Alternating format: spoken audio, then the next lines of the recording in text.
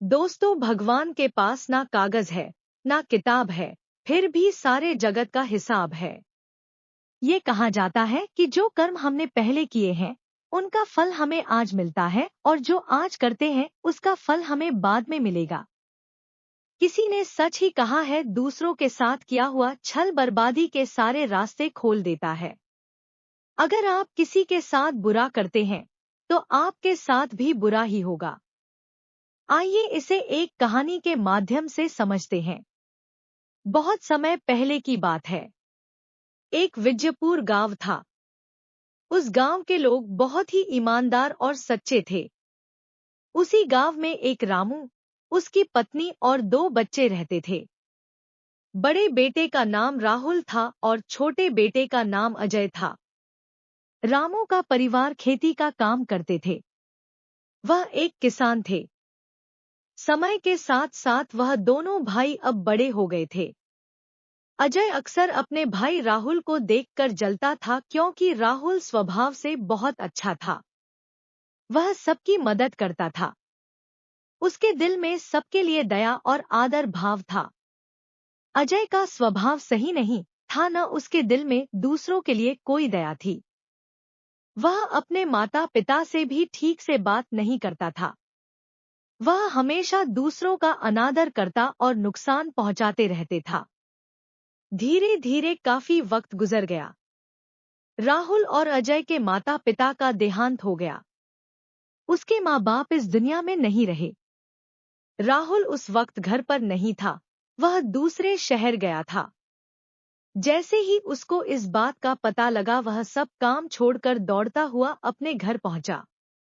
राहुल को विश्वास नहीं हो रहा था कि उसके माता पिता अब इस दुनिया में नहीं रहे। राहुल और अजय ने उनका अंतिम संस्कार किया। राहुल बहुत दुखी था। वह उनसे बहुत प्रेम करता था। उसने गांव वालों को भोजन के लिए आमंत्रित किया और ब्राह्मणों को दान दक्षिणा देकर विदा किया। अब राहुल और अजय दोनों अकेले रहते थे। धीरे धीरे वक्त गुजरता गया।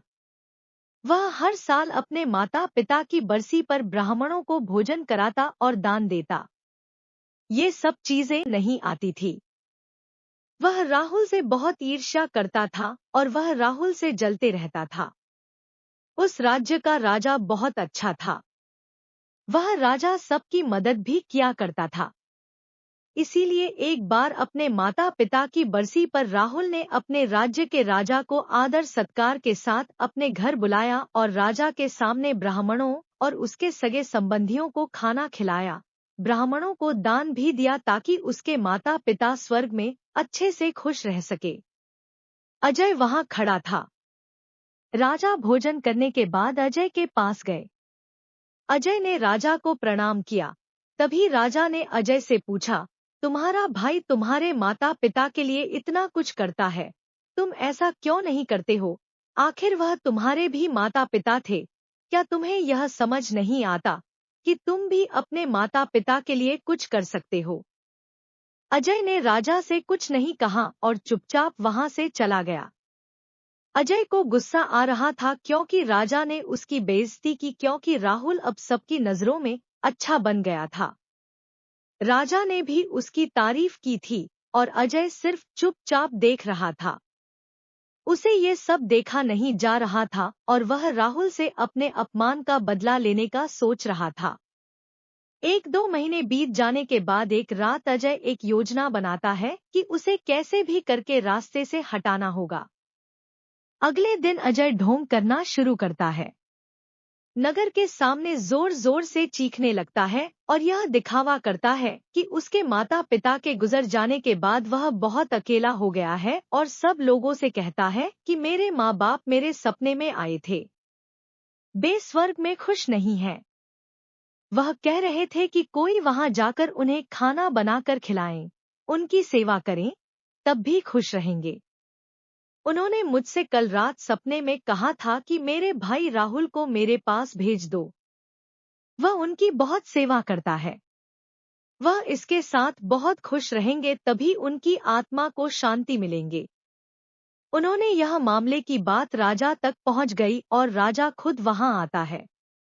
राजा ने ज्यादा सोचा नहीं, उसे लगा कि अजय सच कह रहा है और राजा कहते हैं, ये तो अच्छी बात है। राहुल को अपने माता पिता की सेवा करने का मौका मिल रहा है और मिले क्यों ना, इतने साल से पुण्य जो कर रहा है। राजा कहते हैं, लेकिन इसके लिए तो राहुल को मरना पड़ेगा। राहुल ये सब देख रहा था। राहुल को यह सब समझ आ गया था कि यह सब केवल उसे फंसाने की चाल है, क्योंकि उसका भाई उसे नफरत करता है। और राहुल सब बात राजा को बता देता है और फिर सब लोगों से कहता है, चलो ठीक है, इस बहाने में अपने माता पिता की सेवा करता हूँ। वह राजा से कहता है, महाराज आप अगले दिन नदी किनारे एक नाव का बंदोबस्त कराएं। मैं नाव से कूदकर नदी में अपनी जान दे दूंगा और फिर स्वर्ग में जाकर अपने माँ बाप की सेवा करूंगा। राजा ने कहा, ठीक है। अगले दिन इन सभी चीजों की व्यवस्था कर दिया जाएगा और उसने मरने के लिए तैयारी करना शुरू कर दी। अजय यह सब देखकर मन ही मन बहुत खुश था। अगले दिन राहुल ने जैसा राजा से कहा था, उसके मुताबिक राजा ने नदी के किनारे एक नाव का बंदोबस्त कर दिया। राजा और सारे गांव वाले भी वहां आ गए थे। राहुल आखिरी बार उस गांव और सब लोगों को देखता है, फिर नदी में कूद जाता है और सारे गांव वालों को पता चल जाता है कि राहुल अब इस दुनिया में नहीं है। अब वह स्वर्ग की ओर चला गया है। अपने माता पिता की सेवा करने के लिए अजय बहुत खुश था कि उसका इकलौता भाई अब दुनिया में नहीं रहा। जो भी जमीन और वसीयत है, अब वह सब मेरा है। मैं ही इसका मालिक बनूंगा। धीरे धीरे काफी दिन गुजर गए। एक दिन अचानक से राजा के दरबार के बाहर राहुल बैठा होता है और जोर जोर से रो रहा होता है। राजा के सिपाही ने देखा दी राहुल वहां बैठा बैठा रो रहा था। पहले तो सब डर रहे थे उसके पास जाने से, फिर कुछ देर बाद सिपाही पूछते हैं, ये चमत्कार कैसे हुआ? तुम जिंदा कैसे हो? राहुल मौन रहा। फिर सिपाही उसे दरबार में ले जाते हैं। सिपाही राहुल को लेकर आ रहे होते हैं। राजा राहुल से पूछते हैं। तब राहुल राजा को बताता है, महाराज मैं स्वर्ग में गया था। मैंने देखा मेरे माँ बाप अभी भी खुश नहीं हैं। वो मेरे पर गुस्सा हो रहे थे और कह रहे थे, तुम्हें तो खाना बनाना भी नहीं आता, तुम तो हमारी सेवा भी ठीक से नहीं कर रहे हो। तुमसे अच्छा तो अजय है, जो तुमसे अच्छा खाना बना लेता है और वह हमारा ख्याल भी रखेगा। तुम जाओ और उसे भेज दो। राजा कहता है, अगर ऐसा है तो अजय को इसके लिए मरना पड़ेगा। राजा अपने कुछ सैनिक को भेजता है और वह अजय के पास जाते हैं और कहते हैं कि महाराज ने तुम्हें राज दरबार में बुलाया है। और अजय उनके साथ आ जाता है। राज दरबार में पहुंचकर अजय ने देखा तो उसका भाई राहुल वहीं मौजूद था। उसे वह देखकर आश्चर्य हुआ। फिर राजा उसे सारी बातें बता देते हैं और कहते हैं, तुम्हारे भाई ने माता पिता के लिए इतना त्याग किया है, अब तुम्हारी बारी है। तुम्हारे माता पिता चाहते हैं कि तुम उनकी अच्छे से सेवा करो। राजा उससे कहते हैं, क्या तुम उनके लिए ऐसा कुछ नहीं कर सकते? अजय अगर कुछ बोलता तो उसकी योजना के बारे पता चल जाता, इसीलिए अजय को ना चाहते हुए भी यह सब करना पड़ता है। अगले दिन फिर से सारी तैयारी की जाती है। कुछ देर बाद अजय घर आ जाता है और सोचता है, मैं वहां जाऊंगा ही नहीं। अगर मैंने ऐसा किया तो वो सच में मुझे मार ही देंगे। आज रात को ही मैं गांव छोड़कर कहीं चला जाऊंगा। दूसरी तरफ राहुल ने राजा को सारा सच बताया। असल में वह जिंदा कैसे बचा था, उसने पहले ही मछुआरे से बात कर ली थी। नदी में कूदा तो थोड़ी ही देर बाद मछुआरे ने उसकी जान बचा ली थी, जिससे उसकी जान बची और वह 1 महीने तक नगर से दूर रहा था और किसी को भी नहीं पता चला कि वह जिंदा है। फिर सही समय पर राज्य में लौट आया।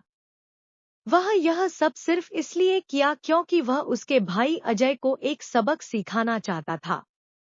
इधर अजय शहर छोड़कर जाने की योजना बना चुका था। अपने योजना के अनुसार वह रात के अंधेरे में ही घर छोड़कर भाग जाता है।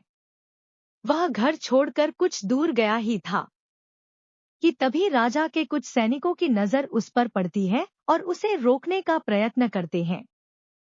अजय को सैनिकों ने पकड़ रखा था। अजय गुस्से में आकर एक सैनिक के सिर पर एक लकड़ी से मारता है। सिर पर चोट लगने से उसकी वहीं पर मौत हो जाती है। राजा को ये बात मालूम पड़ती है कि अजय गांव से भाग रहा था और उसने एक सैनिक की हत्या कर दी है। यह सारी बातें जब राजा को पता चलती है, वह अब अजय पर और गुस्सा हो जाते हैं और राजा क्रोध में आकर उसे मृत्युदंड का आदेश देते हैं। अगली सुबह उसे नाव से धक्का देकर मारने का आदेश जारी कर दिया जाता है। उसको उस आखिरी समय पर अपनी गलती का एहसास होता है कि जिंदगी के अंतिम वक्त में भी उसने लोगों का बुरा ही किया। वह रो रहा था। उसे भी अपने जीवन के आखिरी पलों में गलती का एहसास होता है। पर वो कहावत तो आपने सुनी होगी, अब पछताने से क्या होगा। जब चिड़िया चुग गई खेत से और पछतावे के साथ उसे अपनी जान से हाथ धोना पड़ता है। दोस्तों, कर्मों का फल ऐसा ही होता है, जैसी करनी वैसी भरनी। बुरे इंसान को आखिरी वक्त तक सही और गलत का पहचान नहीं होती। जिंदगी ऐसे ही नहीं चलती। जिंदगी समझने की चीज है, जिसे हर व्यक्ति को समझनी चाहिए। मनुष्य के द्वारा किए जाने वाले सभी कर्म उसके विचारों से बनते हैं। हमारी सकारात्मक या नकारात्मक सोच विचारों को जन्म देती है और वही विचार धर्म बनाते हैं। इस तरह सोच सकारात्मक होने पर ही अच्छे कर्मों का निर्माण हो सकता है। अगर हमें किसी के साथ बुरा करते हैं, तो हमारे साथ भी जरूर बुरा होगा। जब आप दूसरों के लिए अच्छा करते हो तो बदले में हमारे साथ भी अच्छा होता है। यह भी हो सकता है उस वक्त हमारे साथ कुछ बुरा ना भी हो, लेकिन कभी ना कभी इसका हर जाना हमें भुगतना ही पड़ता है। इसलिए हमें किसी के साथ बुरा करने का कोई अधिकार नहीं है, क्योंकि कर्मों का फल कभी ना कभी मिलता जरूर है।